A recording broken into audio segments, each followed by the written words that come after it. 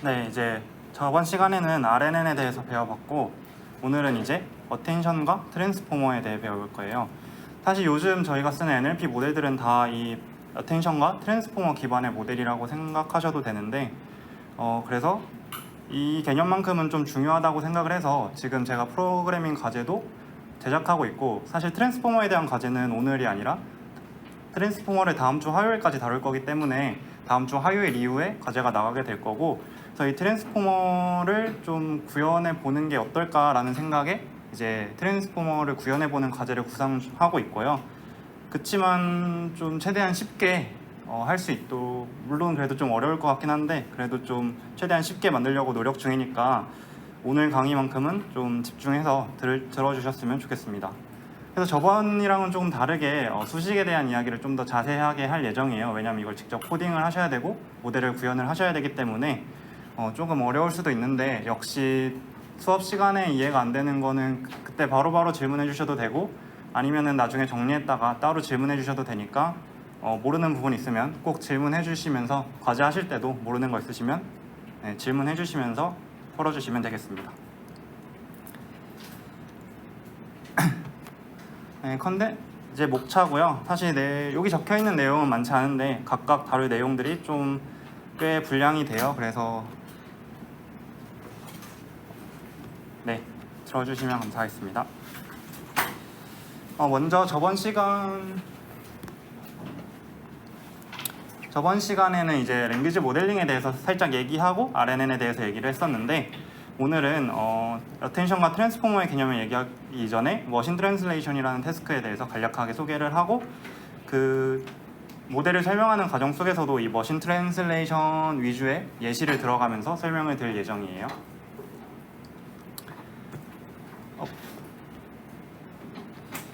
먼저 머신 트랜슬레이션은 그냥 말 그대로 소스 랭귀지로 표현되어 있는 문장 X를 타겟 랭귀지로 표현된 Y로 번역하는 작업이에요.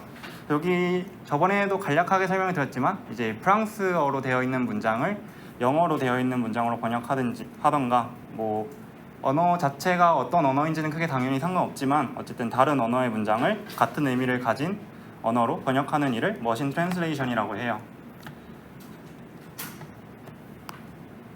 이것도 그때 랭귀지 모델링이랑 비슷하게 가장 먼저 시도했던 방식은 이제 통계학에 기반한 방법이었어요. 그래서 데이터를 기반으로 한 이제 통계적 모델로 접근을 했었고, 이제 주로 프랑스어 문장에서 영어 문장을 예시로 들어드릴 텐데, 이제 프랑스어 문장이 주어졌을 때 가장 좋은 영어 문장 Y를 찾는 방법으로 접근을 했다고 해요. 근데 이거를 베이지안 룰을 사용하면은 식을 다시 나눌 수 있는데, 여기서 Px바 Y는 트랜슬레이션 모델이라 부르고 Py는 이제 랭귀지 모델이라고 부르게 됩니다. Px바 Y 트랜슬레이션 모델 같은 경우에는 반대로 이제 프랑스어 문장이 주어졌을 때, 영어 문장이 주어졌을 때 그것과 가장 잘 매치되는 프랑스어 문장을 이제 학습하게 됩니다. 그래서 당연히 이게 잘 매치가 되는지를 학습을 하려면은 이게 두 프랑스어 문장과 영어 문장이 쌍을 이루는 데이터로 학습을 해야 이 트랜슬레이션 모델이 학습이 잘 되겠죠. 반대로 PY는 랭귀지 모델이라고 해서 보면은 Y가 영어로 된 문장들이잖아요. 그래서 이제 이거는 영어로 된 문장들만 학습을 하게 되고, 이 모델이 이제 학습을 하는 거는 영어 문장은 어떻게 배열되어야 자연스러운 문장인가, 방대한 데이터를 이제 학습을 하면서 영어는 어순이 어떻고 이런 단어와 어떻게 말을 해야 좀 자연스러운 구조인가, 이런 것을 학습을 하게 됩니다.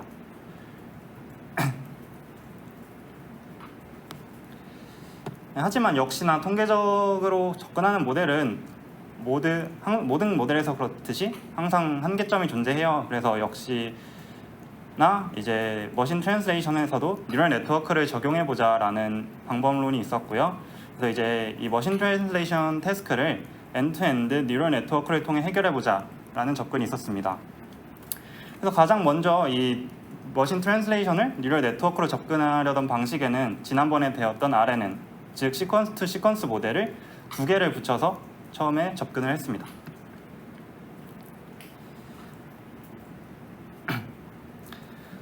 네, 이걸 보시면 저번에 배웠던 구조가 그림에 나타나 있는 것을 확인하실 수 있는데요.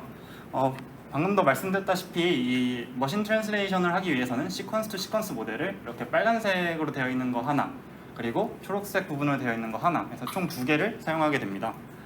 먼저 빨간색 부분은 이 프랑스어 문장을 인풋으로 받아서 그 문장을 인코딩하는 RNN이고요. 이제 이 초록색은 이니셜 히든 스테이트를 인코더가 이 문장에 대한 인코딩을 해주면 그 인코딩을 이니셜 히든 스테이트로 받고 이제 나머지 영어로 된 문장을 차례차례로 한 단어씩 인풋으로 받아가면서 번역을 진행하게 됩니다.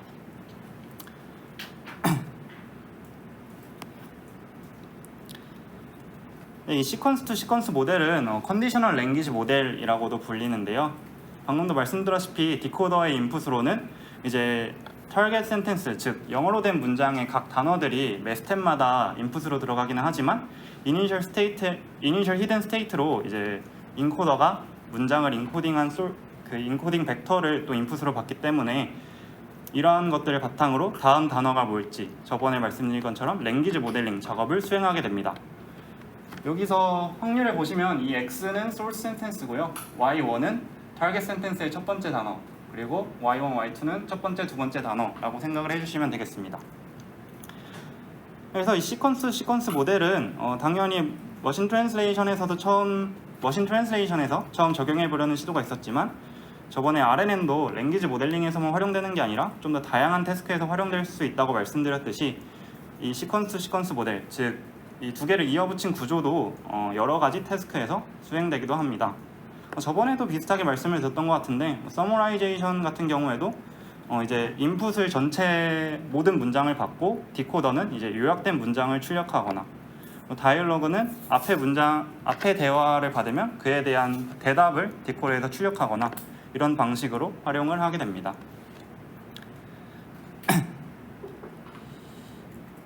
그래서 이 시퀀스 투 시퀀스 모델을 어떻게 학습하느냐, 그러면은 저번에 RNN을 학습하는 방식과 크게 다르지 않아요. 왜냐하면 기본적인 구조는 RNN을 2개 붙인 구조이기 때문에. 하지만 차이점이 있다면 사실 RNN을 하나를 할 때는 주로 이제 텍스트 제너레이팅을 하기 위해 쓰였기 때문에 인코더에서, 사실 그땐 인코더 디코더 개념이 없지 그냥 하나의 RNN만 있어서 사실 이 부분이 없고 이 부분만 있다고 생각을 하셔도 될 것 같은데, 저번에 배웠던 거는 그래서 각 단어가 만들어낸 것과 실제 정답과 비교를 해서 크로스 엔트로피 로스를 적용했었는데, 여기서는 사실 인코더에서는 이제 출력되는 값이 따로 없기 때문에 인코더는 이제 소스 센텐스에 대한 인코딩 벡터를 만드는 역할만 수행하고, 이제 디코더에서만 아웃풋이 출력되기 때문에 디코더의 아웃풋과 실제 정답만 비교해서 이제 러스를 계산하게 됩니다. 하지만 결국 인코더도 학습이 되어야 이제 소스 센텐스를 좀 더 좋은 정보를 담을 수 있도록 이제 학습이 될 수 있기 때문에 백프로퍼게이션 과정은 인코더까지 전부 다 진행이 되게 됩니다.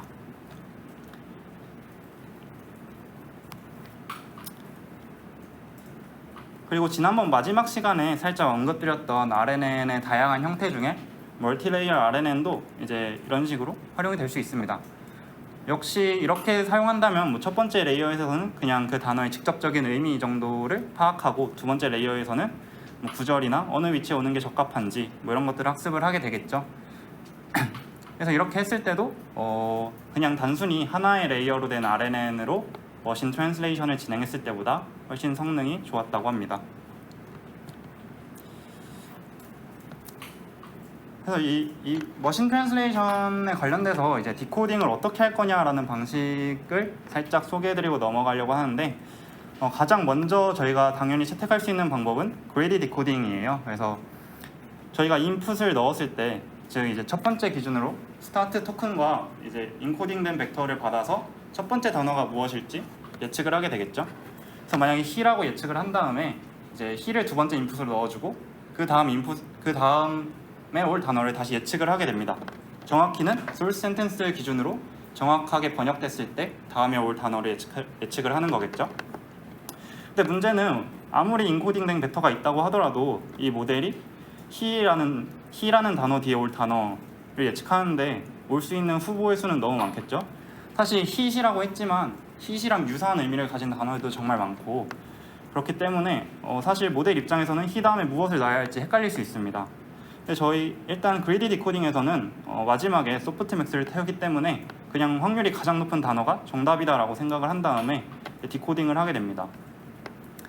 하지만 방금도 말씀드렸다시피 만약에 저희가 he, him, me, with, 까지 이제 디코딩을 하고 그 다음에 올 단어를 예측을 한다고 하면은 그 다음 단어는 아무래도 정보가 많다 보니까 맞출 확률이 높겠지만 he라는 단어밖에 없을 때는 틀릴 확률이 높겠죠. 그래서 이 디코딩을 할 때는 정답을 따로 알려주면서 하지 않기 때문에 이제 잘못된 단어를 두 번째 단어로 배치했을 때 그 뒤에 문장이 완전히 이상해질 문제가 있습니다.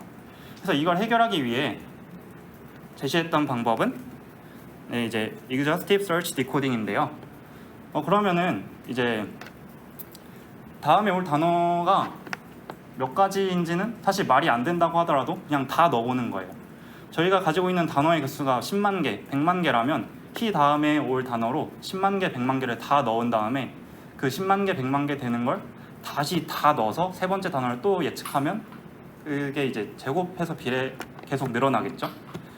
하지만 이거의 가장 이렇게 했을 때 좋은 점은 끝까지 번역을 했을 때 당연히 가장 좋은 정답을 찾을 수 있다는 장점은 있지만 말씀드렸다시피 이거 이제 스텝이 나아갈수록 저희가 저장해야 되는 그 문장이나 이런 문장들이 많기 때문에 메모리 측면에서 효율적이지 못하고 시간 측면에서도 당연히 효율적이지 못합니다.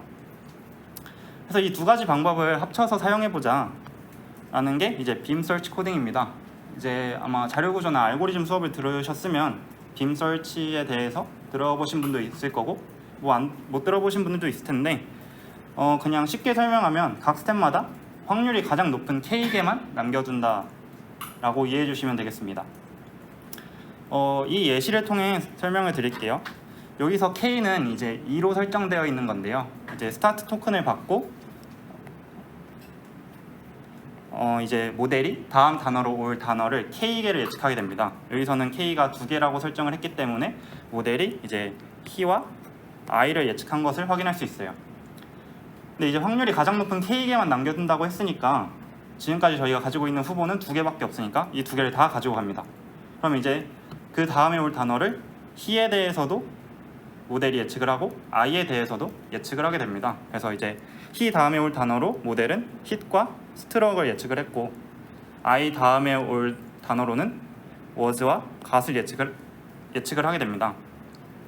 그럼 각각이 지금까지 이제 디코딩한 결과를 가지고 얼마나 잘 되고 있는지 점수를 매길 수 있는데요. 점수를 매겼을 때 hit은 마이너스 1.7, he struck은 마이너스 2.9, I was는 마이너스 1.6, I got은 마이너스 1.8 이라는 점수가 나오게 됩니다.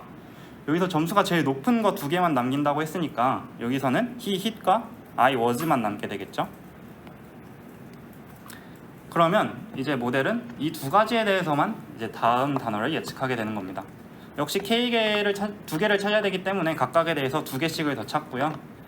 여기서 보면 he, hit에서 다음에 와 me를 예측하는 것을 확인할 수 있고 I was 다음엔 hit과 struck을 확인하는 걸 보실 수 있습니다. 이 다음 스텝은 이제 따라가 보시면 알겠지만 I was hit, I was struck은 그 위에 he hitter, he hit me보다 점수가 둘 다 낮기 때문에 이제 여기서는 더 이상 디코딩이 진행되지 않는 것을 확인하실 수 있고 이제 위쪽 부분에 대해서만 계속해서 2개를 찾아가는 과정을 확인하실 수 있습니다. 사실 K개는 하이퍼 파라미터로 이제 그냥 저희가 설정해 줄 수 있는 값이고 보통 2개를 사용하진 않고 훨씬 많은 개수를 사용하기는 합니다. 그래서 기존의 스태티스티컬 모델에 비해서 뉴럴 네트워크를 사용해서 머신 트랜슬레이션을 했을 때 장점이 무엇이냐 라고 했을 땐 당연히 성능이 좋았고요. 그리고 이제 아까도 말씀드렸지만 그 통계적 모델은 트랜슬레이션 모델과 랭귀지 모델로 나누게 됩니다. 하지만 이 뉴럴 머신 트랜슬레이션 모델은 그처럼 나뉘지 않고 하나의 엔드-투-엔드 모델이라는 장점이 있고요. 그리고 스태티스티컬 같은 경우에는 결국 데이터를 기반으로 하다 보니까 새로운 정보가 생기게 되면은 그것을 인간이 직접 추가해주고 또 잘못된 정보가 있으면 인간이 직접 보수해줘야 하지만 이 뉴럴 네트워크 같은 경우에는 모델이 알아서 그런 부분들을 학습하기 때문에 딱히 인간의 노력이나 보수 작업이 필요하지 않다는 장점이 있습니다. 하지만 반대로 단점도 있는데요. 이거는 머신 트랜슬레이션에서 뿐만이 아니라 모든 뉴럴 네트워크가 공통적으로 가지는 문제점으로 블랙박스 모델이라는 점입니다. 그래서 사실 모델이 좀 잘못된 결과를 내거나 좀 이상하게 작동을 할 때 저희가 그 이유를 알 수 없고 디버깅을 할 수 없다. 그리고 모델이 도대체 이 문장을 어떠한 이유로 이 해당 문장으로 번역을 하는지 저희가 알 수 없다는 문제가 있습니다. 또한 이제 편향된 지식을 학습한다는 문제도 있고요. 이따 자세한 예시로 보여드리겠습니다. 그래서 머신 트랜슬레이션은 어떻게 평가를 하냐? 그러면 이제 이 블루라는 스코어로 평가를 하게 되는데요. 이제 모델이 번역한 결과와 사람이 직접 번역한 결과를 비교하게 됩니다.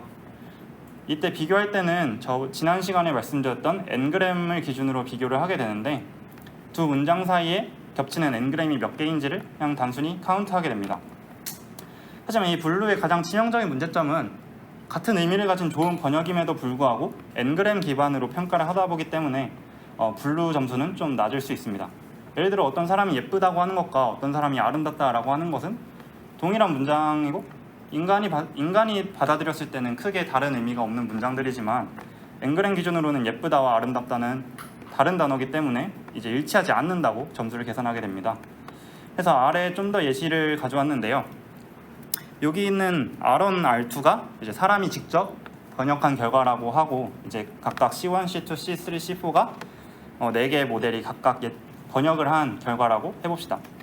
가장 먼저 했던 거는 ng이지만 이제 유니그램으로 비교를 하는 방법이 있었어요. 그래서 C1의 기준으로 설명을 드리면 the cat and the dog에서 각각의 the cat and the dog 이 5개의 단어가 인간이 직접 번역한 R1, R2에 포함되어 있는지만을 이제 세게 됩니다.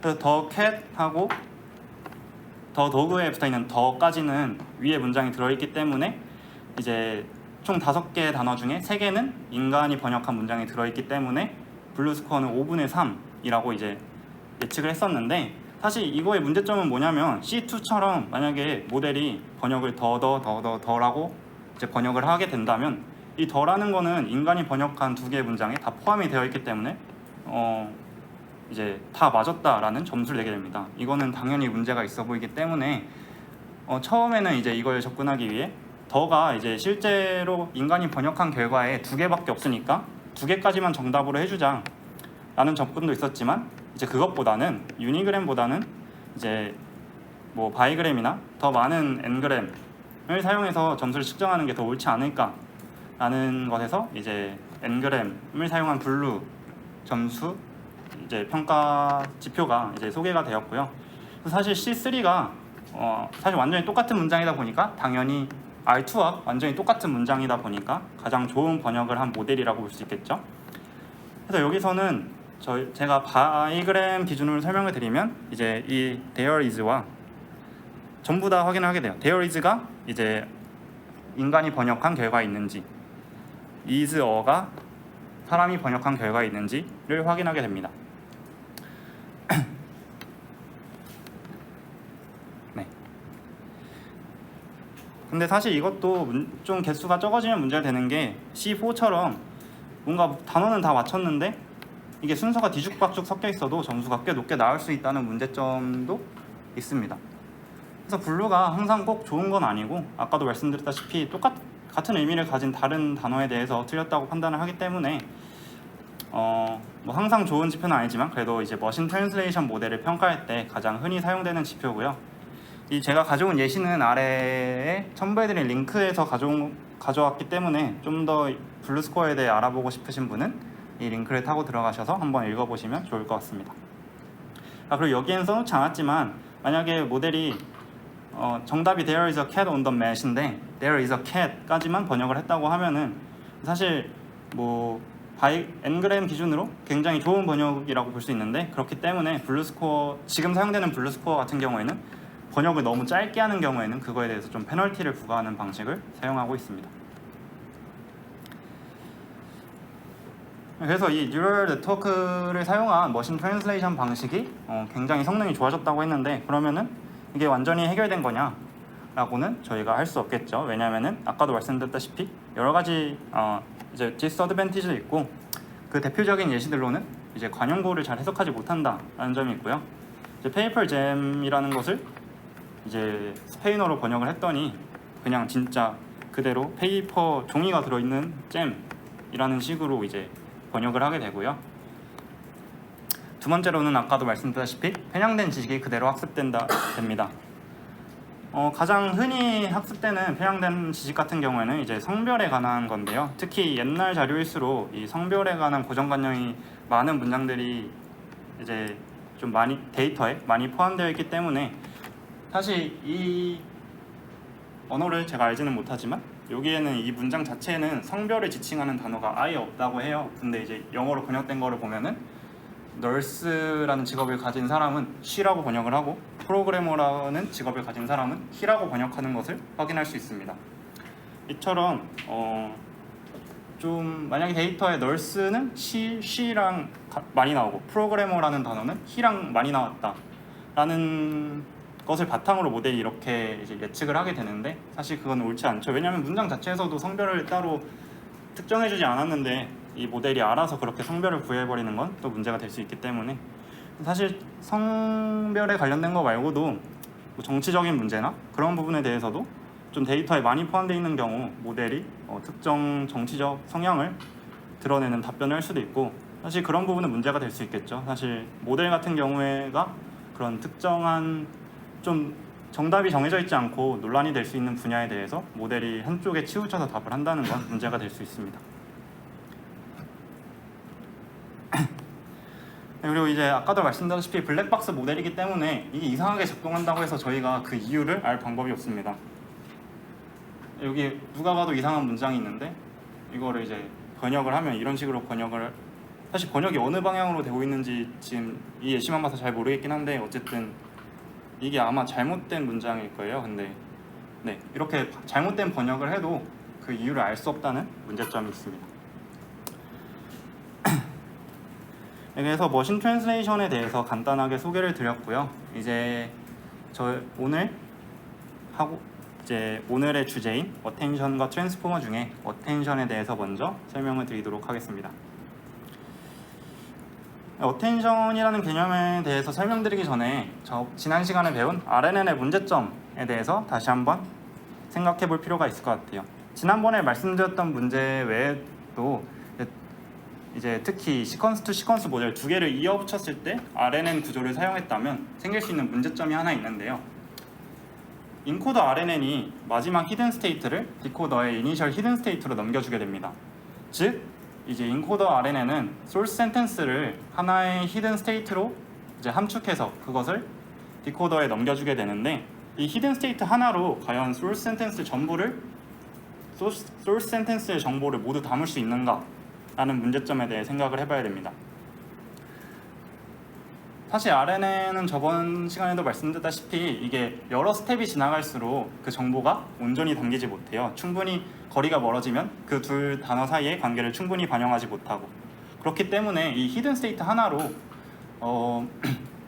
이걸 넘겨주는 게 옳을까, 그리고 문장이 길어지면 길어질수록 모든 문장의 정보를 히든 스테이트 하나로 표현하기에는 너무 힘든 부분이 있다라는 문제점이 있었습니다. 그리고 그러면은 이제 만약에 히든 스테이트가 너무 뒤쪽 정보에만 치우쳐 있다고 하면은 이 모든 히든 스테이트의 평균을 이제 디코더에 넣어주면 되지 않느냐라는 방식도 있었지만, 사실 머신 트랜슬레이션이나 NLP에서는 이 순서의 정보가 매우 중요한데, 만약에 평균을 낸다고 하더라면 그 히든 스테이트 안에 어느 정도의 순서 정보는 포함되어 있다고 하더라도 기존에 있던 것보다 평균을 냈을 때 그 순서 정보들이 많이 사라지게 됩니다. 그렇기 때문에 평균을 내려는 방식도 있었지만 그렇게 했을 때는 오히려 성능이 더 안 좋았다고 합니다. 그래서 이 버틀넥 프로블럼을 어떻게 해결하느냐, 그래서 제안된 개념이 어텐션이라는 개념입니다. 어텐션의 사전적 의미는 주목이고요. 그래서 이 모델이 하는 것도 주목이라는 그 의미와 상당히 연관이 깊습니다. 디코더가 단순히 이 인코더의 최종 히든 스테이트만 받아서 디코딩을 하지 않고 각 스텝마다 인코더의 모든 히든 스테이트를 이제 살펴보게 됩니다. 그리고 모든 히든 스테이트를 살펴보고 어느 부분에 주목해서 디코딩을 할 것인가를 결정하는 개념이고요. 어떻게 보면은 사람이 이제 번역을 할 때랑 좀 유사한 방식이라고 볼 수 있어요. 왜냐하면은 사실 저희가 뭐 영어 문장을 한국어로 번역해 보라고 했을 때 영어 문장을 전부 다 외워서 하는 게 아니잖아요.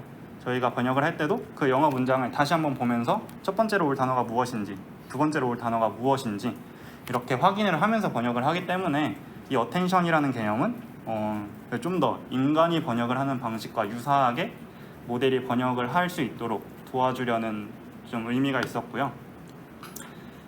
그래서 이제 어텐션에서 가장 중요한 개념 세 가지는 쿼리, 키, 밸류 벡터입니다. 그래서 네, 이따가 다시 한번 설명을 드릴 거고요. 여기 있는 그림을 보시면 이 좀 하얀 부분이 각 이제 번역 작업, 트랜슬레이션 작업을 수행할 때 좀 집중하는 부분이라고 보시면 될 것 같습니다. 사실 이 프랑스어랑 영어가 어순이 조금 다른 부분이 있을 수도 있고, 네, 어순이 다른 부분이 있을 수 있기 때문에 항상 이렇게 대각선으로 어텐션을 하는 게 아니라 좀 더 자연스러운 번역을 하기 위해서 여기서는 이 앞에 나오는 단어보다 뒤에 있는 단어를 먼저 어텐션에서 번역을 진행하게 되고, 네, 이런 식으로 어텐션을 사용했더니 좀 더 트랜sl레이션을 잘 하더라 라는 결과가 있었습니다.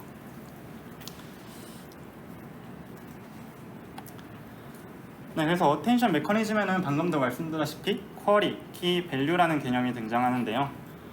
이제 어텐션이라는 거를 이제 일종의 함수라고 생각을 해보면 쿼리 벡터, 키 벡터, 그리고 밸류 벡터를 인풋으로 받아서 어텐션 밸류를 이제 내보내는 함수라고 생각을 하시면 되겠습니다. 이제 계속해서 예시를 머신 트랜슬레이션으로 하고 있기 때문에 머신 트랜슬레이션에서 디코더의 각 스텝에 히든 스테이트가 이제 쿼리 벡터가 될 것이고요. 이제 키와 밸류 벡터는 모두 인코더의 히든 스테이트가 되게 됩니다. 이제 디코더는 지금 이 스텝에서 가장 옳은 정답이 무엇일지를 예측을 해야 되기 때문에 지금 자기가 갖고 있는 히든 스테이터를 바탕으로 이제 모든 인코더 스테이트에게 질문을 한다고 이해해 주시면 될 것 같고요. 그렇기 때문에 지금 내가 뭐라고 번역하는 게 제일 옳을까? 라고 이제 질문을 인코더의 모든 스테이트에게 던진다고 생각을 해주시면 되겠습니다.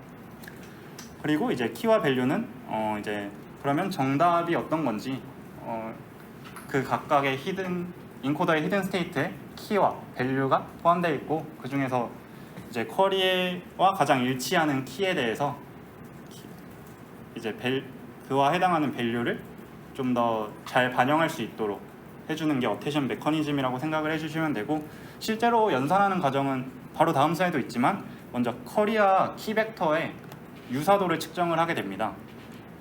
그래서 이제 키 벡터가 쿼리 벡터랑 좀 더 유사하면 유사할수록 그 어텐션의 이제 밸류 벡터를 좀 더 최종 어텐션 밸류에 많이 반영을 해주게 됩니다.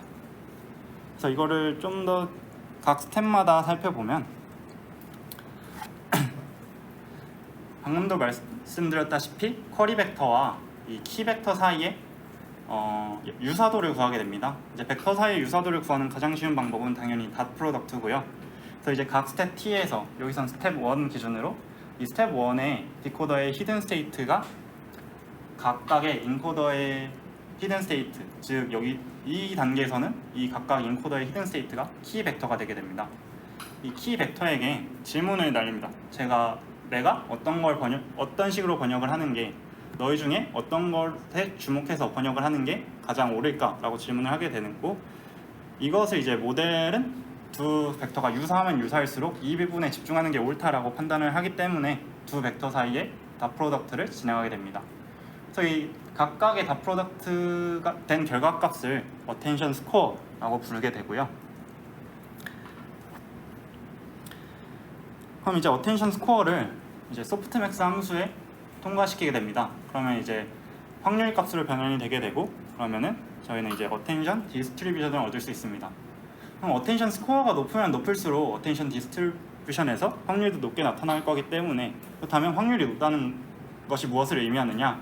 이 디코더 스텝은 이 확률이 높은 밸류 벡터에 좀 더 집중을 해서 디코딩을 해야 된다라는 의미가 되게 됩니다.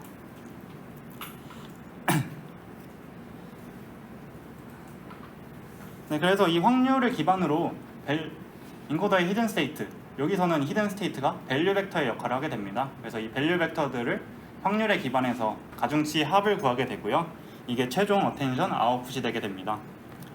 그래서 이 어텐션 아웃풋을만을 활용하는 게 아니라 이제 이것을 기존의 디코더의 히든 스테이트와 이제 연결시킨 다음에 이것을 다시 소프트맥스 함수에 통과시키게 되면 그것을 바탕으로 이번 단어의 디코딩을 했을 때 가장 확률이 높은 단어가 무엇일지를 모델이 예측하게 됩니다.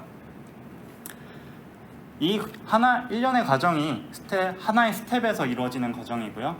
당연히 디코딩을 하는 과정에서 각 스텝마다 여기서는 이제 6번째 스텝이긴 하지만 두 번째 스텝에서도 여기 두 번째 스텝에서도 방금 제가 말씀드렸던 일련의 과정을 전부 다 수행해서 다음 단어를 예측하고 또 세 번째 디코더의 스텝에서도 같은 방식을 해서 단어를 예측하고 하게 됩니다.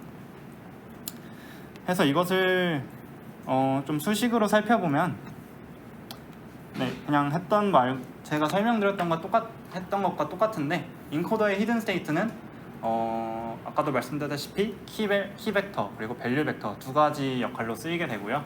스텝 T에서의 디코더의 히든 스테이트는 즉 ST는 쿼리 벡터로 사용되게 됩니다. 그래서 어텐션 스코어를 구하기 위해서는 각각의 인코더의 히든 스테이트와 이제 여기서는 키 벡터가 되겠죠. 쿼리 벡터인 ST를 각각 다 프로덕트를 하게 됩니다.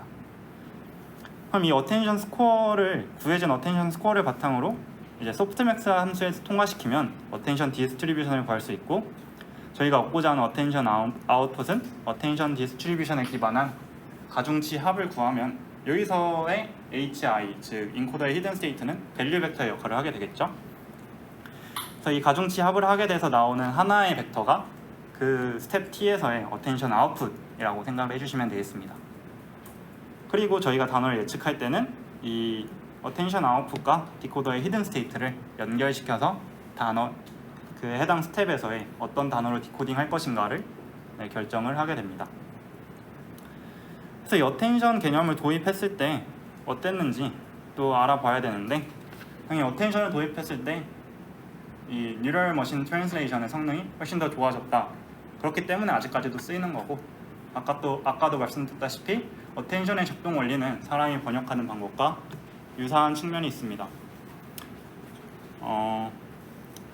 그리고 이제 어텐션을 통해서 버틀넥 문제를 먼저 해결했다는 것을 설명드리면 이제 아까는 인코더의 최종 히든 스테이트만 소스 센텐스의 정보를 포함해서 디코더에 넘겨줄 수 있었는데 이번에는 디코더의 각 스텝에서 모든 인코더의 히든 스테이트에 각각 접근을 할 수 있다 보니까 굳이 이 히든 스테이트가 소스를 충분히 담고 있지 못해도 디코더가 모든 정보를 확인할 수 있기 때문에 버틀넥 프로블럼이 해결됐고 그리고 이제 RNN의 가장 문제점 중 하나였던 베니싱 그레디언트 프로블럼도 해결했다고 볼 수 있습니다.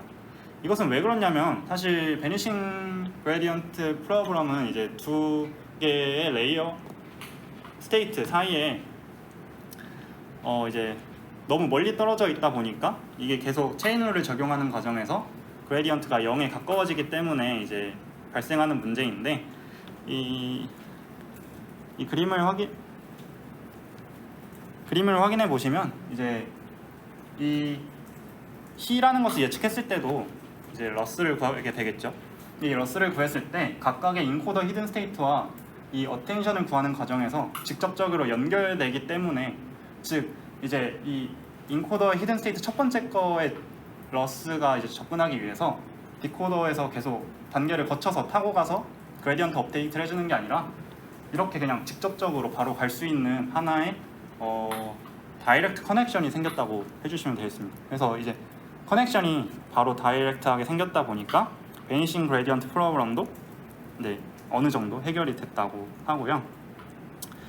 그리고 어텐션을 도입했더니 물론 이제 뉴럴 네트워크가 블랙박스 모델이지만 인간이 어느 정도 해석할 여지를 제공해 준다고 합니다. 아까도 보여드렸던 그림인데요.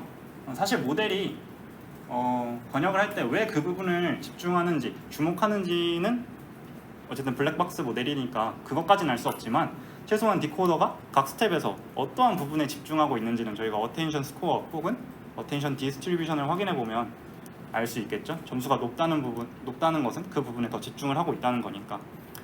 그래서 뭐 이유까지는 알 수 없지만 어느 부분에 집중하고 있는지를 알 수 있다면 그래도 어느 정도 모델이 왜 그렇게 예측을 하는지 유추 정도는 해볼 수 있지 않을까라는 이제 해석할 수 있는 여지를 제공해 주었다고 합니다.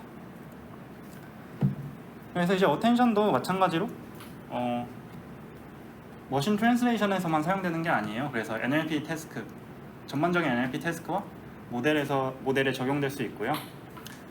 그냥 밸류 벡터, 쿼리 벡터, 그리고 이제 여기는 안 적혀 있는데 키 벡터가 있으면 똑같이 어텐션을 적용할 수 있고, 어텐션은 일종의 밸류 벡터들의 셀렉티브 서머리, 즉 이제 가중치를 바탕으로 한 가중치 합이기 때문에 모든 정보를 바탕으로 내가 어떤 부분만 선택적으로 이제 정보를 모을 거야 라고 하는 개념이라고 이해해 주시면 되겠습니다.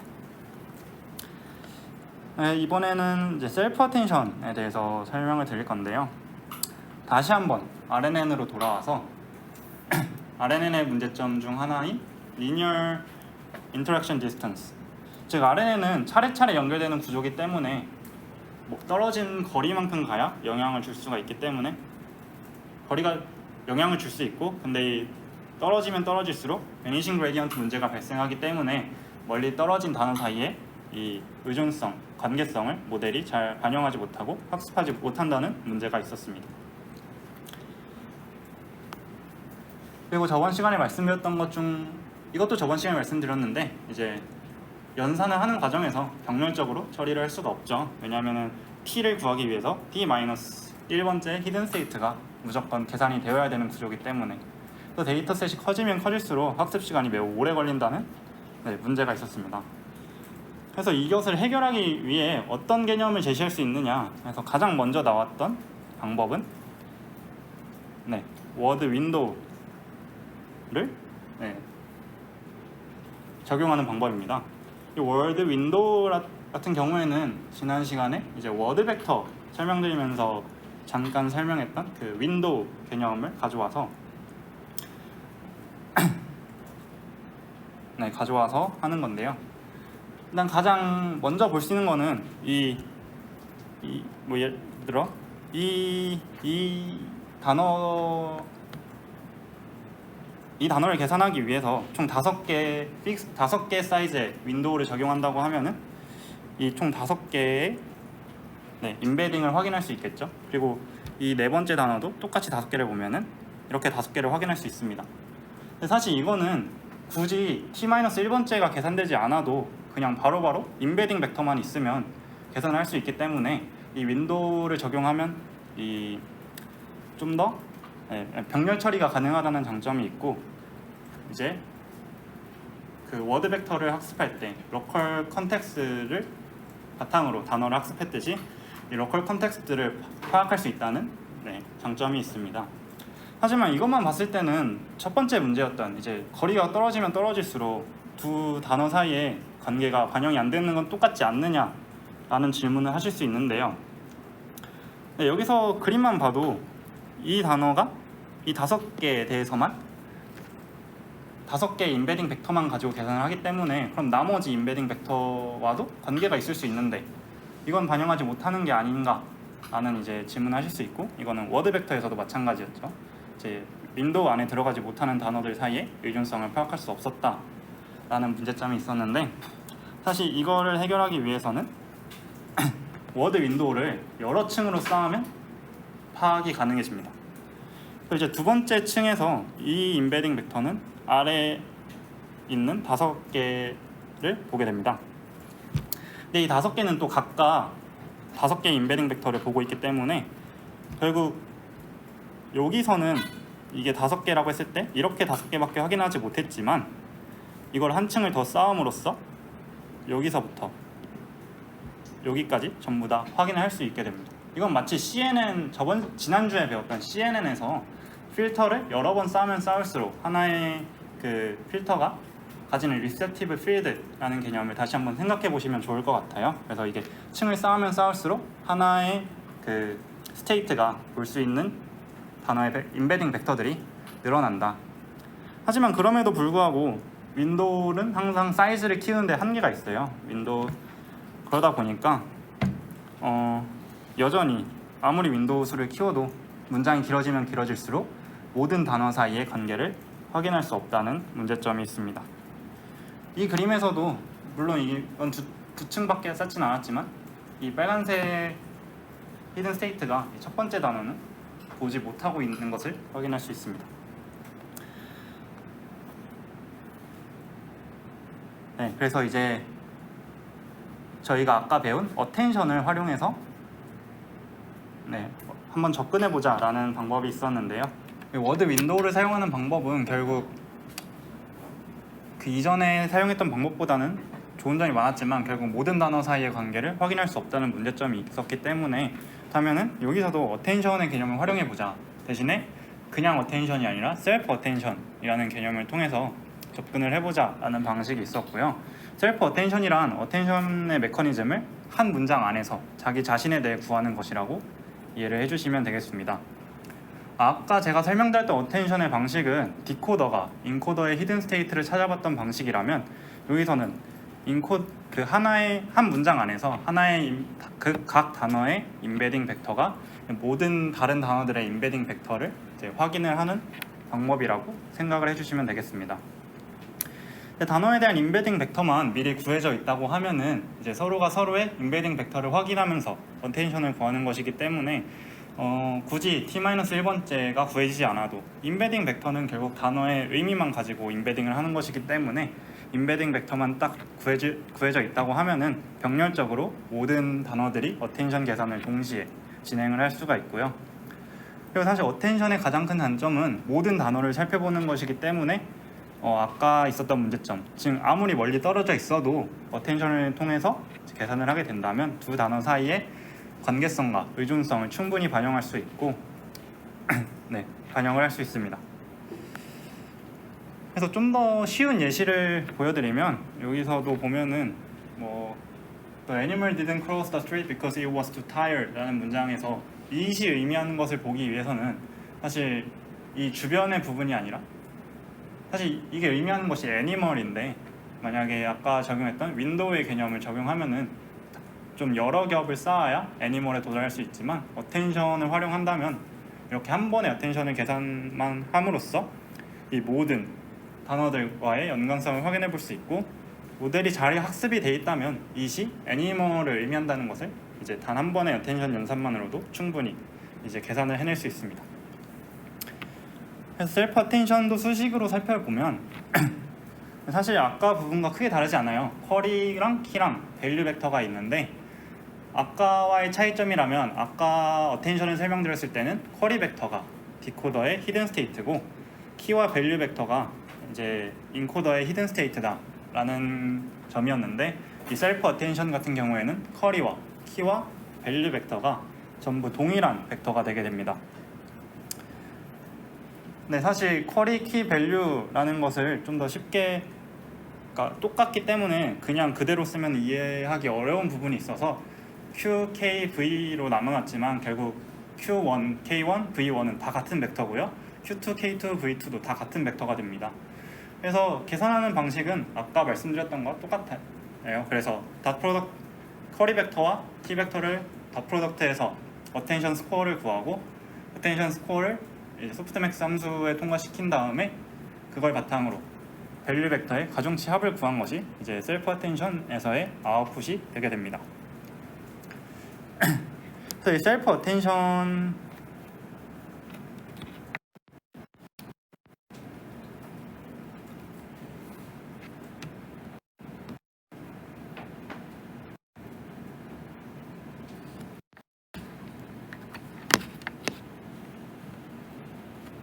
잠시만요.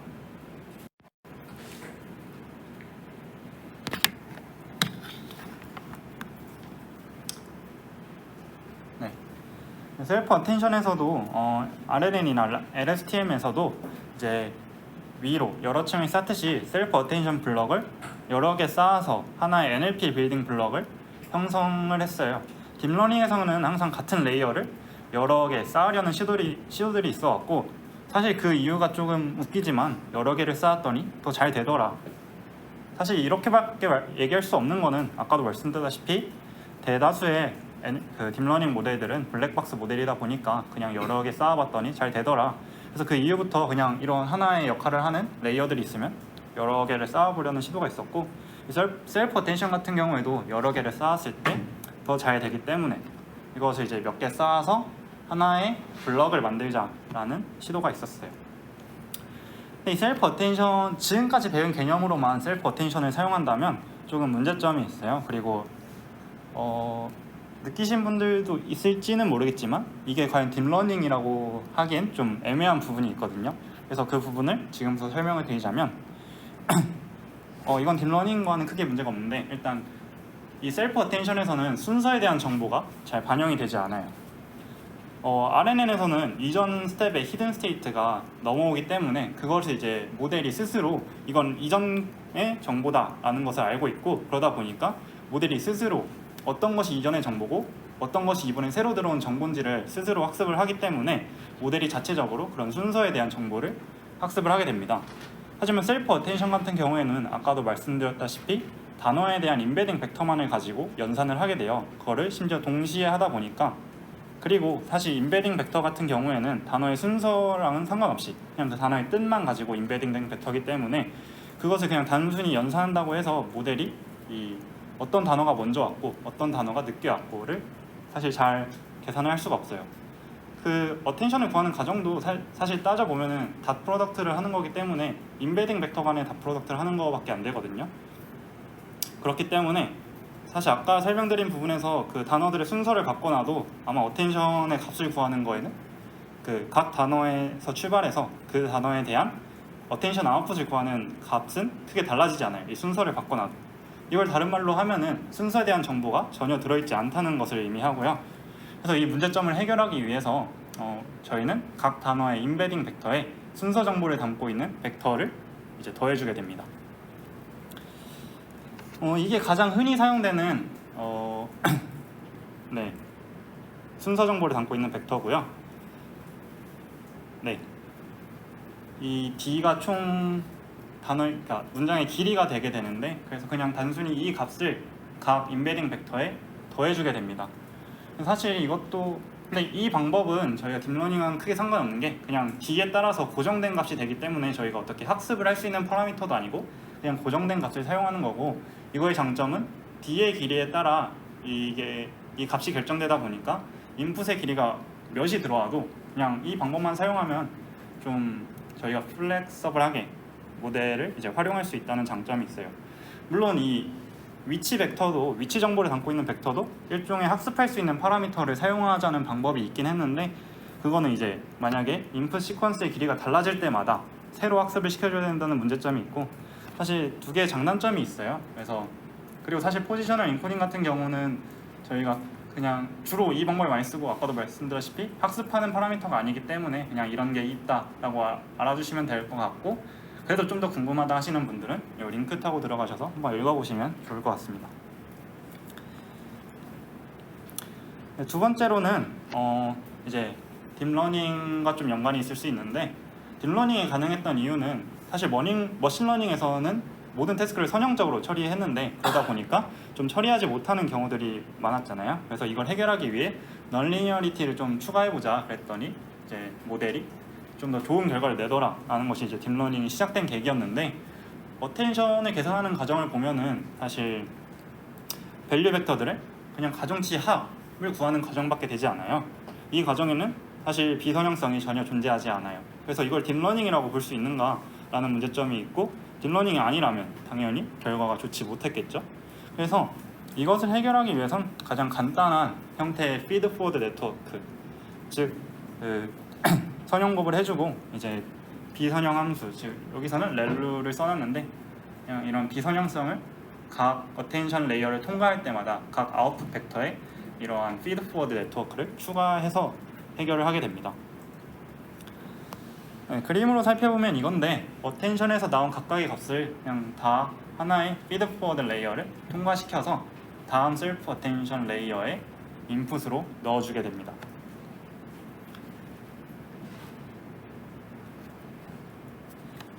네, 그리고 사실 디코더에서도 셀프 어텐션을 활용을 할 수가 있는데요. 네, 셀프 어텐션 같은 경우에는 자기 자신에 대한 어텐션을 구하기 위해 남은 모든 단어들을 살펴보는데, 디코더 같은 경우에는 만약에 미래를 볼 수 있다면, 즉 내 뒤에 무슨 단어가 나올지를 안다면 디코딩하는 의미가 없을 수 있어요. 왜냐하면은 내가 다음에 나올 단어가 뭔지 아는데 굳이 내가 이걸 계산해서 다음 단어를 예측할 필요가 없이 그냥 알고 있기 때문에 그걸로 예측을 하면 되는 건데, 그렇기 때문에 디코더에서 셀프 어텐션을 활용할 때는 자기 자신보다 뒤에 있는 정보를 모두 마스킹을 처리하게 됩니다. 그리고 마이너스 무한대라고 써놓긴 했는데 실질적으로 구현할 때는 굉장히 작은 음수값을 활용하게 되고요. 이 음수값이 작아지면 결국 소프트맥스 함수를 통과할 때 그 값이 지수승으로 올라가기 때문에 네, 그냥 0에 가까운 값으로 처리된다라고 이해를 해주시면 될 것 같습니다. 네. 그래서 셀프 어텐션을 할 때 디코더 같은 경우에는 자기 자신보다 뒤에부터 하는 경우도 있고 자기 자신부터 가리는 경우도 있고, 아무튼 이제 뒷부분은 가리고 진행을 한다는 거고, 그래서 좀 차이점을 오른쪽 그림에서 살펴볼 수 있는데, 인코더 같은 경우에는 하나의 스테이트가 모든 다른 자기 자신과 모든 다른 스테이트를 쳐다볼 수 있고, 디코더 같은 경우에는 자신의 앞 정보만 살펴볼 수 있고, 그래서 인코더, 디코더, 어텐션, 여기는 아까 말씀드린 머신 트랜슬레이션의 관계라고 보시면 돼요. 이제 디코더 같은 경우가 디코더가 이제 인코더의 히든 스테이트를 찾아보면서 디코딩을 하는 경우, 네, 이런 걸 찾아볼 수 있습니다.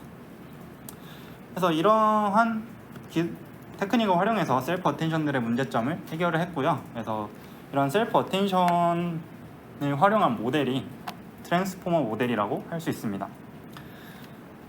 제가 저번 시간에도 한번 언급을 드렸는데, Attention is all you need 라는 논문이 나오면서 NLP가 좀 많이 발전하는 계기가 됐거든요. 그래서 이 RNN의 그런 구조가 아니라 셀프 어텐션만을 활용해서 모델을 만들었을 때 더 잘하더라. 그래서 어텐션만 있으면 이제 뭐든지 할 수 있다 라는 논문이었고요. 그래서 이제 트랜스포머를 좀 더 자세하게 구조를 살펴볼 예정이에요. 가장 기본적인 구조는 이렇게 되어 있고요. 인풋 시퀀스를 처리하는 인코더, 그리고 아웃풋 시퀀스를 처리하는 디코더 부분이 따로 나뉘어져 있고, RNN과 비슷한 점이라면 결국 인코더에서 나온 결과값이 디코더에서도 활용이 된다. 디코더 역시 뭔가의 인풋을 받긴 해요. 왜냐하면 머신 트랜슬레이션 같은 경우에도 그 프랑스어 문장을 인풋으로 받고 영어 문장의 각 단어들을 각 스텝마다 인풋으로 넣어주듯이 디코더에도 이제 따로따로 인풋이 있는 경우가 있는데, 아무튼 가장 중요한 점은 인코더에서 나온 값을 디코더에서 디코딩할 때 활용한다 라는 점이고요. 여기 보면은 인코더가 여러 개 있는 것을 확인할 수 있어요. 그래서 이게 아까 말씀드린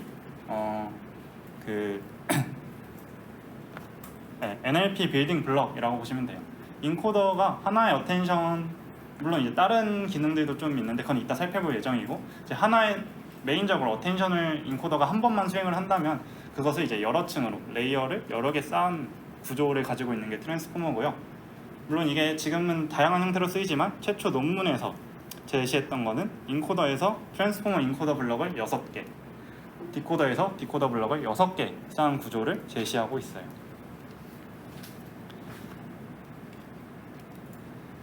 네, 그래서 이제 트랜스포머의 인코더에 대해서 먼저 살펴볼 건데요. 이제 인코더에서 어텐션의 개념을 어떻게 활용하고 있는지, 그리고 그 계산 과정이 어떻게 되는지에 대해서 설명을 드릴 예정입니다. 트랜스포머와 인코더의 인풋은 여기 x1부터 xt까지로 되어 있는데 각각은 이제 단어에 대한 인베딩 벡터라고 보시면 될 것 같아요. 근데 아까도 말씀드렸다시피 어텐션의 문제점 중 하나는 순서 정보를 반영하지 못하고 있다는 점이기 때문에 각 단어가 인베딩된 벡터에 포지셔널 인코딩 벡터를 더해준 값을 인풋으로 받게 됩니다. 아까 포지셔널 인코딩 하면서 설명드리지 않았던 점은 이제 포지셔널 인코딩 벡터를 더하기 때문에 같은 단어가 두 번이 나와도 만약에 그게 다른 순서, 다른 위치에서 들어가게 된다면 포지셔널 인코딩 벡터가 더해지기 때문에 결국 그 모델이 처리하는 벡터의 값은 조금 차이가 있겠죠. 그래서 이 셀프 어텐션에서는 키, 커리 벡터 그리고 밸류 벡터를 전부 같은 값을 사용한다고 했는데 이 부분이 조금 아까 이해가 안 되실 수도 있으셨을 것 같아요. 셀프 어텐션에서도 그렇고 어텐션에서 인코더의 히든 스테이트가 키 벡터랑 밸류 벡터로 이제 똑같이 사용된다고 했는데 그건 좀 이해가 되지 않는데? 라고 생각하시는 분도 있을 수 있는데 트랜스포머에서는 그래서 그 부분을 해결하기 위해서 좀 더 사용한 방식이 있어요. 그래서 이거를 셀프 어텐션에서 다 키 벡터, 커리 벡터, 그리고 밸류 벡터를 다 같은 벡터를 사용하지만 이게 키 벡터로 사용할 건지 아니면 커리 벡터로 사용할 건지 밸류 벡터로 사용할 건지에 따라서 그 인풋으로 들어오는 벡터에 어떤 부분이 사용되고 어떤 부분이 강조되는지가 좀 다를 수 있어요. 그 인풋 벡터 안에 키에 대한 정보, 밸류에 대한 정보, 커리에 대한 정보를 모두 담고 있어야 되는데 이거 중에 어떤 것을 활용하는지 모델이 알 수 있다면 어텐션을 계산할 때 좀 더 도움이 되겠죠. 그래서 이 트랜스포머가 제안한 것은 각각의 인풋 벡터에다가 하나의 그 매트릭스를 곱해줘서 그리고 그 매트릭스 역시 학습될 수 있는 매트릭스고요. 네, 그래서 그 매트릭스를 학습하면서 이게 만약에 키 매트릭스라면 이 인풋 벡터에서 키에 해당하는 정보를 좀 더 반영할 수 있도록 학습을 시키고 커리 벡터라면 이제 커리에 대한 부분을 좀 더 잘 반영할 수 있도록 학습을 시키는 방법을 활용을 했습니다. 이제 좀 더 쉽게 그림으로 살펴보면은 이제 그냥 스튜던트라는 물론 포지셔널 인코딩 벡터가 더해진 값이겠지만 인풋 벡터를 받았을 때 그냥 이것을 그대로 다 커리 벡터, 키 벡터, 밸류 벡터로 사용하는 것이 아니라 여기에 커리의 정보를 반영해주는 하나의 매트릭스, 키 정보를 반영해주는 매트릭스, 밸류 정보를 반영해주는 매트릭스를 이제 곱해줌으로써 그리고 이 매트릭스를 학습시킴으로써 이 스튜던트 벡터를 커리 벡터로 사용하기 위해서는 어떤 정보를 가져와야 하는지, 키 벡터로 사용하기 위해선 어떤 정보를 가져와야 하는지 등을 학습을 하게 됩니다.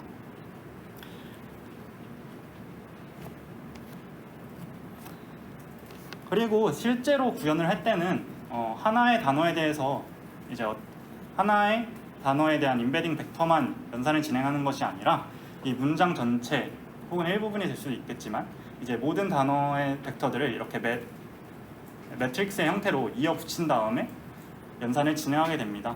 사실 이렇게 했을 때의 장점은 당연히 병렬 처리가 가능하기 때문에 계산 과정이 훨씬 빠르다는 장점이 있습니다.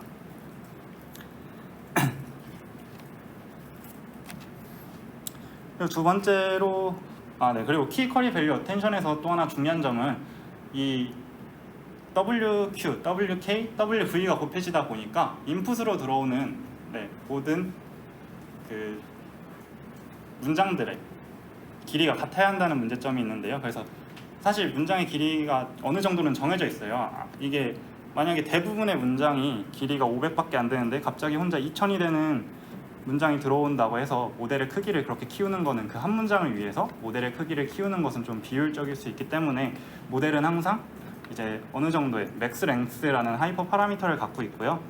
근데 이제 그런 맥스 랭스보다 길이가 길면은 이제 아무리 길이가 2000이어도 500까지만 보겠다라고 하는 거고, 만약에 맥스 랭스보다 작은 문장이 있을 경우에는 나머지 부분을 이제 패드 토큰으로 채워 줌으로써 이제 병렬적으로 한 번에 계산이 가능해지게 처리를 하게 됩니다. 패드 토큰은 그냥 길이를 맞추기 위한 용도지 실질적인 의미를 가진 단어가 아니기 때문에 여기서는 굉장히 작은 음수값으로 실제로 어텐션을 계산할 때는 이 패드 토큰을 사용하게 됩니다. 큰 음수를 적용하면 아까도 말씀드렸다시피 어텐션에서 거의 0에 가까운 확률이 나오기 때문에 실질적으로는 어텐션에서 계산은 가능하지만 어텐션의 값에 반영이 되는 것을 방지하기 위해 굉장히 작은 음수값으로 처리를 하게 됩니다. 그래서 이것을 좀 다시 한번 정리를 해보자면 어텐션을 계산하기 위해서 X 매트릭스는 이제 문장 각 단어들의 벡터들을 모아놓은 하나의 행렬이 될 거고요. Q 같은 경우에는 이제 WQ 이제 쿼리 벡터를 구하기 위해 곱해지는 매트릭스가 됩니다. 그래서 XQ가 하나의 쿼리 벡터가 되는 것이고요. xk가 키 벡터가 되게 됩니다. 그럼 아까 배웠던 어텐션의 개념을 다시 활용해서 커리 벡터와 키 벡터를 닷 프로덕트를 하게 되고 그것을 소프트맥스 함수에 통과시킨 다음에 밸류 벡터와 가중치합을 해주면 그것이 저희가 얻고자 하는 어텐션 아웃풋이 되게 됩니다.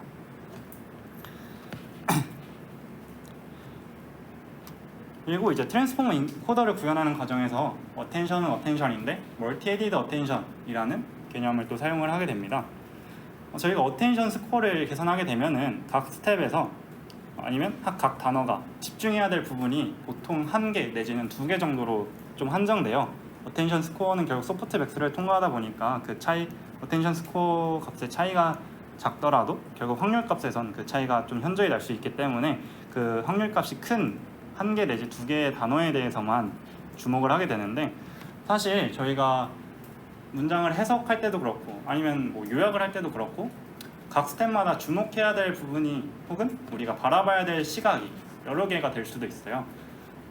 이 4개가 다 같은 문장임에도 불구하고 만약에 우리가 이 문장을 어떻게 처리하기 위해서 처리를 할 때 문장의 타입에도 집중할 수 있겠죠. 이게 의문문인지 형서문인지 이런 것도 중요할 수가 있고, 아니면 이 문장이 나타나는 명사들은 무엇인지에 대해 주목해야 될 수도 있고, 아니면 관계 혹은 강조 표현 등에 대해 이처럼 여러 개의 부분에 집중을 해야 될 수도 있어요. 근데 어텐션을 만약에 하나만 적용을 하게 된다면 지금 여기서 예시만 봐도 문장의 타입에 집중하려면 what, do, 물음표 부분에 집중을 해야 되고, 명사에 집중을 하려면 you, coffee, tea에 집중을 해야 되고, 관계에 집중하려면 like, coffee or tea, 강조는 like better, 이처럼 집중해야 되는 부분이 다 다른데 기존의 어텐션 방식을 활용하면 1개 내지는 2개의 단어에 밖에 집중하지 못하기 때문에 이 같은 문장에서 여러 부분에 그리고 바라보고자 하는 시선에 따라서 다르게 살펴볼 수 없다는 문제점이 있었습니다. 그래서 이걸 해결하기 위해 조금 어려울 수도 있는데 키 매트릭스, Q 매트릭스, V 매트릭스 오타가 있네요. 이제 그거를 H개로 나눈다라는 이제 해결책을 제시했습니다. 이게 조금 어려울 수도 있는데 아래 그림을 보시면 조금 이해가 되실 수도 있을 것 같아요. 그래서 이 X 같은 경우에는 인풋으로 들어오는 벡터 혹은 매트릭스가 되고, 거기에 저희가 이제 쿼리 벡터를 구하기 위해 Q 매트릭스를 곱해주게 되는데, 이것을 여기서는 이제 H가 2개가 되는 건데 H가 2인 경우에 이 쿼리 매트릭스를 2개로 나눠주게 됩니다. 그러면 이렇게 나눴을 때 뭐 예를 들어 앞에 예시로 다시 설명을 드리자면 뭐 쿼리 매트릭스 1은 문장 타입에 집중하는 쿼리가 될 수도 있고, 쿼리 2는 명사에 집중하는 이제 쿼리 매트릭스 뭐 이런 물론 이건 모델이 알아서 학습을 하는 거지만 그런 식으로 저희가 해석을 할 수 있겠죠. 그래서 실제로는 2개보다 더 많은 수의 H로 이 쿼리 매트릭스를 나누게 되고, 그래서 각각에 대해서 쿼리 벡터를 구하고 마찬가지로 키 매트릭스, 밸류 매트릭스도 같은 수의 매트릭스로 나눠서 여러 개의 관점, 여러 개의 시선에서 인풋 벡터를 바라보겠다, 인풋 매트릭스를 바라보겠다 라는 개념으로 이해를 해주시면 될 것 같아요. 그래서 이게 차원 계산이 조금 어려울 수도 있는데 이 식을 따라가시다 보면 이해를 하실 수 있고, 사실 선형 대수를 다 특히 행렬곱은 다 알고 있으실 거라고 생각해서 제가 이 차원이 어떻게 되는지 지금 일일이 따라가 보진 않겠지만, 만약에 혼자 이 부분을 다시 공부해 보시고 행렬이 왜 이렇게 차원이 왜 이렇게 계산되는지 모르겠다 하시는 분들은 따로 연락을 주시면 혹은 노션에 질문을 남겨주시면 제가 답을 해드리도록 하겠습니다. 네, 그래서 마찬가지로 그림으로 좀 더 쉽게 살펴보자면 이 인풋 매트릭스를 이번에는 3개 여기가 쿼리 매트릭스, 키 매트릭스, 밸류 매트릭스가 되고 이 여러 개의 시점에서 바라보게 됩니다. 그래서 각각에 대해서 어텐션 아웃풋이 나오게 되고, 저희가 사용하는 어텐션 아웃풋은 이것을 단순히 다 이어붙이게 됩니다. 이게 실제로 계산해 보면 결국 연산량의 차이가 없고요, 그리고 아웃풋의 벡터의 차원에도 차이가 없습니다. 이것도 한번 직접 따라가 보시면 좀 더 이 어텐션을 이해하고 트랜스폼의 구조를 이해하는 데 도움이 되실 것 같아서 물론 제가 확인은 안 하겠지만 과제로 남겨두도록 하겠습니다. 그리고 또 사용됐던 방법이 계속 나오지만 레지듀얼 커넥션이에요. 지난주 CNN을 배울 때도 아마 배우셨을 거고 지난 시간에도 잠깐 언급을 드렸었는데 이 트랜스포머에서도 어쨌든 인코더를 6개나 쌓기 때문에 이게 깊어지면 깊어질수록 베니싱 그레디언트 문제가 발생할 수 있기 때문에 트랜스포머에서도 이 레지듀얼 커넥션이라는 개념을 사용을 하고요. 그 다음에 또 레이어 노멀라이제이션이라는 방법을 사용하게 됩니다. 이 부분은 제가 따로 설명은 안 드릴 거고 아마 지금까지도 언급된 적이 CNN도 언급이 된지 모르겠는데 아무튼 이 자세한 내용은 다음 주 목요일에 배우게 될 거니까 이 노멀라이제이션이 어떤 거냐 하면은 그냥 불필요한 분산 정보를 제거해서 학습을 좀 더 안정화시키는 방법 정도로만 이해를 해주시고 자세한 내용은 다음 주에 아마 배우게 될 겁니다.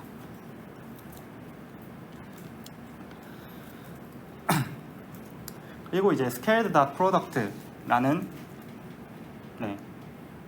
테크닉이 사용이 되는데 이것도 어떻게 보면 좀 더 정교화 시키는 방법이라고 생각을 하시면 되고 어텐션의 값이 너무 커지게 되면은 이게 단순히 어텐션 스코어에서는 차이가 얼마 없지만 이게 소프트맥스를 통과하면은 결국 지수는 올라가기 때문에 그 차이가 훨씬 커지다 보면은 어텐션의 값이 하나에만 집중되는 문제가 있거든요.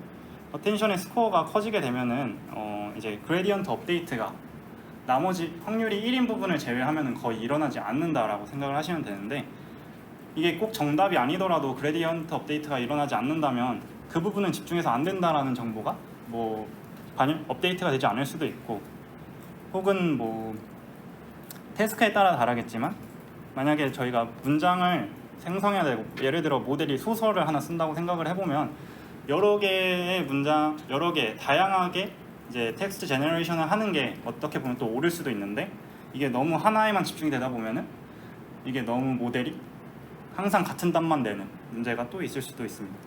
그래서 이 기술은 크게 어려운 건 없고요. 이 쿼리 벡터와 키 벡터를 곱한 값에 이 루트 h분의 d 값으로 나눠준 다음에 소프트맥스를 통과시키게 됩니다. 그래서 이 과정을 전부 사용해서 트랜스포머와 인코더 구조를 이제 설계를 하게 됩니다. 인코더를 여러 개 쌓는다고 했는데 하나의 인코더는 이 구조로 이루어져 있다고 생각을 하시면 돼요. 그래서 이 인풋 벡터들을 받아서 멀티헤드 어텐션을 진행하고 그 다음에 레지듀얼 커넥션과 레이어 노멀라이제이션을 진행하게 됩니다. 그 다음에 비선 형성을 추가하기 위해 피드 포워드 네트워크를 통과하게 되고 그 다음에 다시 레지듀얼 커넥션과 레이어 노멀라이제이션을 진행하게 됩니다. 이것이 트랜스포머 하나의 인코더 안에서 진행되는 과정이고요. 이러한 인코더를 이제 여러 개 그리고 트랜스포머 논문에서는 총 6개를 쌓아서 인코더가 구성이 되게 됩니다. 네, 여기 보시면 이게 논문에서 나왔던 구조인데 I am a student라는 문장을 인풋으로 받아서 인코더를 총 6개 통과시키고 최종 인코더에서 나온 값을 디코더 6개 각각 넣어주어서 사용을 하게 됩니다. 네.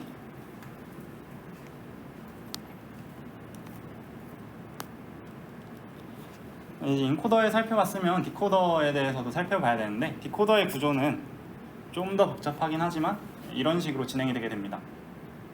하나의 디코더 안에 먼저 마스크드 멀티헤드 셀프 어텐션을 진행하고 레지듀얼 레이어 노멀라이제이션을 진행하고 멀티헤드 크로스 어텐션을 진행한 다음에 또다시 레지듀얼 레이어 노멀라이제이션 그리고 피드 포워드 레지듀얼 레이어 노멀라이제이션 이 과정이 하나의 디코더 블럭을 형성하게 되고 마찬가지로 이 디코더 블럭을 6개 쌓아서 디코더가 트랜스포머 논문에서는 이제 구성이 되게 됩니다. 여기서 디코더 부분에서 저희가 아직 안 배운 게 이 마스크드 멀티헤드 셀프 어텐션과 멀티헤드 크로스 어텐션 이 부분에 대해서는 아직 자세하게 얘기를 안 드렸는데 이 부분에 대해서 설명을 하도록 하겠습니다. 사실 마스크드 셀프 어텐션은 이미 한번 얘기를 했던 내용이에요. 디코더 같은 경우에는 아까도 말씀드렸다시피 디코딩을 하는 과정에서 미래를 알면 안 되기 때문에 본인에 대한 셀프 어텐션을 구하는 과정에서 본인보다 뒤에 있는 단어들은 마스킹을 처리해주는 방법이고요. 이 마스킹만 처리한 다음에 셀프 어텐션을 구하고 계산하는 과정은 똑같다고 생각을 해주시면 될 것 같습니다. 그 다음이 이제 크로스 어텐션인데요.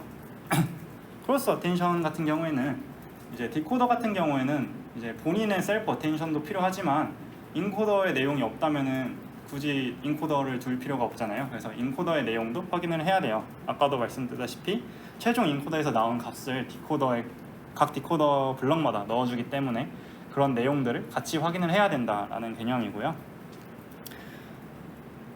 쿼리 벡터는 이거는 이제 아까 RNN 시퀀스 투 시퀀스 모델에서 설명드렸던 머신 트랜슬레이션 구조랑 조금 비슷하다고 생각을 해주시면 될 것 같아요. 쿼리 벡터는 디코더로부터 생성을 하고 이제 키와 밸류는 저희가 인코더의 값을 참조하겠다. 즉 인코더에서 넘어온 값에다가 이제 K 매트릭스와 V 매트릭스를 곱해서 키 벡터 그리고 밸류 벡터를 형성을 하겠다라는 거고요. 그 다음 과정은 어텐션을 구하는 과정과 똑같습니다. 쿼리 벡터와 키 벡터를 다 프로덕트하고 그다음에 소프트맥스를 통과시킨 다음에 그걸 바탕으로 이제 밸류 벡터들의 가정 치합을 구하는 과정은 동일하다고 생각을 해주시면 될 것 같고, 그리고 뭐 크로스 어텐션, 멀티헤드 어텐션, 뭐 셀프 어텐션 다 계산하는 과정은 똑같지만 결국 쿼리 벡터, 키 벡터, 밸류 벡터가 만들어지는 방식 혹은 어느 부분을 참조하는지 이런 부분에서 좀 차이가 있다고 이해를 해주시면 될 것 같습니다. 크로스 어텐션도 이제 그림으로 한번 살펴보면 마찬가지로 ZQ가 이제 디코더의 인풋 벡터를 바탕으로 쿼리 벡터를 만들어내는 과정이고요. H가 이제 인코더에서 넘어온 값이기 때문에 거기에 K 매트릭스를 곱해줌으로써 키 벡터를 이제 계산을 하게 됩니다. 그래서 두 개를 다 프로덕트하고 그것을 소프트맥스에 통과시킨 다음에 역시 밸류 벡터도 인코더의 값을 참조하기 때문에 H랑 H 매트릭스를 곱한 값을 이제 바탕으로 가중 치합을 구하는 것이 이제 크로스 어텐션에서 어텐션을 구하는 방법이 되겠습니다. 그래서 이제 트랜스포머의 구조에 대해서 설명을 드렸고요. 그래서 이게 얼마나 좋아졌느냐 하는 걸 살펴보면 이게 아까 말씀드렸던 블루스코어 기반인데요. 트랜스포머 모델이 그 기존의 모델들에 비해서 더 블루스코어가 높다는 것을 확인할 수 있고, 꼭 머신 트랜슬레이션 뿐만 아니라 저번 시간에 이제 더큐먼트 제너레이션 태스크에서는 이제 평가 지표로 퍼플렉시티를 사용한다고 했었는데 시퀀스 투 시퀀스 모델보다 퍼플렉시티가 훨씬 작은 값이 가지고 있는 것을 확인할 수가 있죠. 저번에도 말씀드렸다시피 퍼플렉시티는 낮으면 낮을수록 좋은 거라고 설명을 드렸습니다. 트랜스포머가 여러 가지 형태로 있는데 이거는 뭐 학습하는 과정이나 파라미터의 개수 뭐 이런 부분에서 차이가 있는 거고, 기본적인 구조는 다 트랜스포머, 오늘 설명드렸던 트랜스포머의 구조를 가지고 있는 모델들이라고 생각을 해주시면 되겠습니다. 그래서 이 트랜스포머가 왜 그러면은 물론 어텐션을 활용했지만 그게 왜 더 좋은 결과를 내느냐라는 것은 이제 RNN과는 다르게 병렬화를 통해서 빠르게 프리트레이닝을 할 수 있고 같은 시간 안에 더 많은 데이터에 대해서 학습을 할 수 있다라는 점이 크게 작용을 했고요. 그래서 이 트랜스포머를 어떻게 프리트레이닝 할 거냐라는 방법에서도 여러 가지 접근들이 있었습니다. 그래서 그 방법과 여러 가지 모델에 대해서는 아마 다음 주 화요일은 제가 수업을 하는 게 아니라서 그 준비하시는 분이 어떤 커리큘럼으로 준비하실지는 잘 모르겠지만 아마 이런 부분에 대해서 준비하시지 않을까라는 생각이 들고요. 뭐 그렇지 않더라고 하더라도 이제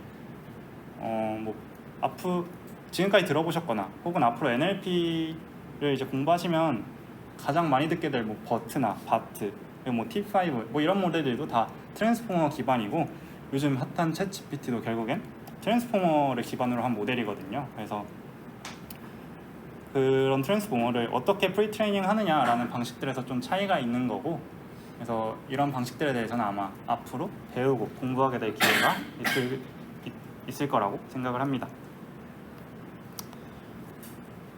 근데 이 가장 기본적인 트랜스포머 구조가 만약에 문제가 없고 너무 잘했다면 이것을 뭐 어떻게 다양한 방식으로 프리트레이닝을 하고 좀 더 개선하려고 하는 시도가 없었겠죠. 근데 뭐 사실 트랜스포머가 꼭 항상 좋은 것만은 아니에요. 물론 결과는 좋았지만, 그리고 이 어텐션의 연상량은 시퀀스 길이의 제곱에 비례한다라는 문제점이 있어서 이 길이가 길어지면 길어질수록 연산량이 많아진다는 문제점이 있었고요. RNN은 이 시퀀스 길이가 길어지면 물론 연산량이 많아지지만 그게 이제 선형적으로 비례한다는 점을 고려하면 트랜스포머는 좀 더 비용이 많이 든다는 문제가 있습니다. 그래서 뭐 이런 모델들은 아마 쓸 기회도 거의 없을 거고 앞으로도 들어볼 기회도 거의 없을 수도 있는데, 이제 가장 처음에 이러한 연산량이 많아서 비용이 많이 드는 문제를 해결하기 위해 제시됐던 방법은 뭐 린포머라는 방식이 있고요. 그냥 시퀀스 렌스가 너무 길면은 여기 프로젝션이라는 매트릭스를 통과시켜서 좀 더 이 시퀀스 렌스를 좀 더 작게, 이 벡터를 좀 더 작은 차원으로 축소시켜서 어텐션을 계산해 보자 라는 접근이었고요. 길이가 길어질수록 뭐 트랜스포머를 따라가진 못하지만 그래도 어느 정도 시점까지는 충분히 이제 트랜스포머의 성능을 따라가고 있는 것을 볼 수 있었습니다. 그리고 마지막으로 소개할 거는 빅버드라는 모델이었는데요. 빅버드 같은 경우에는 이제 어텐션을 계산할 때 굳이 우리가 모든 문장을 다 살펴봐야 하는가, 이런 관점에서 제시됐던 거고, 그냥 일부 중요한 관계 사이 어텐션만을 살펴보자 라는 개념에서 접근이 됐던 거고, 총 3가지 어텐션을 제시합니다. 랜덤 어텐션, 뭐 랜덤적으로 첫 번째 단어와 랜덤적으로 뭐 7번째, 11번째 간의 어텐션만을 계산해보자. 그리고 윈도우 어텐션, 물론 멀리 떨어진 사이에도 관계가 있을 수 있겠지만 대부분은 자기 주변에서의 단어들과의 좀 밀접한 관계가 있기 때문에 그런 단어들 사이에서만 어텐션을 계산해보자. 그리고 글로벌 어텐션, 뭐 문장의 초반부나 후반부에 대해서만 좀 전체 문장을 살펴보면 앞으로 어텐션을 계산하는데 알아서 반영을 하지 않을까, 뭐 이런 개념들을 합쳐서, 이 3가지를 합쳐서 이 색깔로 채워져 있는 부분에 대해서만 어텐션 연산을 진행하면은 그래도 기존보다는 어텐션의 연산량을 훨씬 줄일 수 있다는 장점이 있었습니다. 네, 그래서 오늘 준비한 강의는 이걸로 끝이고, 아마 일단 디스커션 퀘스천에 대해서 먼저 설명을 드리자면, 오늘 설명드린 트랜스포머가 사실 NLP에서 처음 제시됐던 모델이지만 이게 아시는 분들도 있겠지만 이미지 분야에서도 이 트랜스포머 모델을 사용을 하고 있어요. 그래서 이 트랜스포머의 특징을 고려했을 때 트랜스포머를 어떻게 이미지 분야에 활용할 수 있을지, 이게 막 구조적으로 정확하게 설명을 해달라는 게 아니라 그냥 이미지에도 NLP와 어떤 특성이 비슷하고 혹은 어떤 식으로 접근했을 때 그런 NLP의 특성을 좀 적용하고 트랜스포머의 특성을 적용할 수 있을지, 이런 부분에 대해서 좀 더 설명을 해주시면 좋을 것 같고, 그리고 두 번째 문제 같은 경우에는 좀 화요일에 배운 내용과 오늘 배운 내용을 좀 더 한 번 더 정리해보는 시간을 가졌으면 해서 RNN과 비교했을 때 트랜스포머가 RNN을 대체할 수 있었던 이유가 무엇일지 좀 두 모델을 비교하는 관점에서 설명을 해주시면 감사하겠습니다. 네, 오늘 제가 준비한 강의는 여기까지고요. 아마 프로그래밍 과제도 그래서 아마 다른 분이 설명을 해주실 텐데, 트랜스포머 모델을 구현하는 과정에서 아마 가장 어려울 수 있는 부분이 차원 벡터들이나 행렬 고급의 차원을 매칭하는 부분일 확률이 높거든요. 그래서 그 부분에 대해서는 제가 또 자료를 만들어서 다음 주 발표하시는 분한테 충분히 같이 설명할 수 있도록 자료를 따로 만들어서 제공할 예정이고, 혹시 저번 주 과제 다들 하셨나요? 프로그래밍 과제? 하신 분 손 한 번만 들어주세요. 아예 시작도 안 하신 분도 있나요? 어때요? 어려웠어요?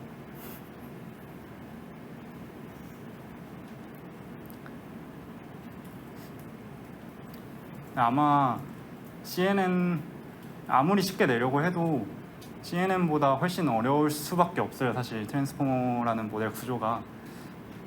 그렇기 때문에 오늘 강의를 스스로 한번 좀 더 정리해 봤으면 좋겠고, 필요하시다면 질문 혹은 저한테 필요한 자료를 좀 더 요청하시면 제가 자료를 좀 더 추가 제공해 드릴 수 있고, 그러고 이제 처음 시작할 때도 말씀드렸지만 프로그래밍 과제 하실 때 좀 모르는 부분이 있으시면 언제든지 질문해 주시면서 이제 풀어주시면 감사하겠습니다. 그럼 이걸로 강의를 마치겠습니다.